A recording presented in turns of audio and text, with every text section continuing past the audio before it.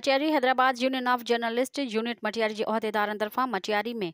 ज़िले के उहदेदारन और सहाफ़िन जो अहम इजलास मुनक़द किया वियो, जंहिंमें 29 अक्टूबर आज ते मटियारी में हैदराबाद यूनियन ऑफ जर्नलिस्ट जे ऐलानियल सखर के सीनियर सहाफ़ी शहीद जान मोहम्मद महर के कातिलन की गिरफ्तारी लाइ एहतजाज की रैली के हवाले से अहम सलाह मशवरा किया विया। इन मौके ते मटियारी मीडिया हाउस के सरबराह GM बाबू,